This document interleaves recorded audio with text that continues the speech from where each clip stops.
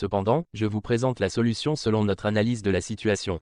La résolution d'un conflit armé de longue durée, impliquant plusieurs États, des multinationales et des acteurs politiques nationaux et internationaux, comme celui en République démocratique du Congo, nécessite une approche multidimensionnelle et coordonnée. Voici les étapes clés pour parvenir à une solution durable. 1. Médiation et négociations inclusives, engager un dialogue entre toutes les parties prenantes, y compris les gouvernements, les groupes armés, les organisations internationales et les acteurs non étatiques, est essentiel. Des médiateurs neutres peuvent faciliter ces discussions pour parvenir à un cessez-le-feu et à un accord de paix. 2. Renforcement des institutions nationales, la consolidation des institutions étatiques est cruciale pour assurer la gouvernance, l'état de droit et la protection des droits humains. Cela inclut la réforme du secteur de la sécurité, la justice et la lutte contre l'impunité.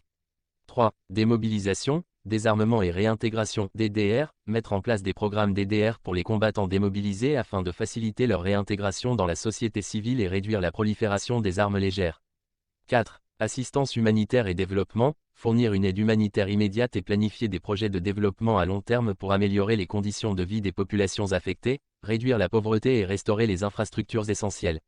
5. Engagement des acteurs internationaux, les organisations internationales, telles que l'ONU, l'Union africaine et les institutions financières internationales, doivent soutenir le processus de paix par des missions de maintien de la paix, des sanctions ciblées et un soutien financier. Par exemple, la résolution 1484 du Conseil de sécurité des Nations Unies a autorisé le déploiement d'une force multinationale temporaire en Ituri, en République démocratique du Congo, pour stabiliser la situation sécuritaire. 6. Responsabilité des multinationales, les entreprises opérant dans la région doivent respecter les normes internationales en matière de droits humains et éviter de financer ou de soutenir des groupes armés. Des mécanismes de responsabilité doivent être mis en place pour surveiller et sanctionner les violations.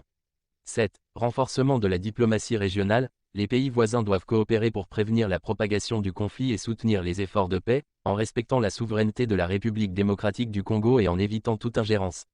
La complexité de tels conflits nécessite une approche intégrée, combinant diplomatie, développement, droits humains et justice, avec un engagement soutenu de la communauté internationale et des acteurs locaux. Merci de suivre le Direct Info sur le journal officiel expliqué. Journal officiel, journal du peuple.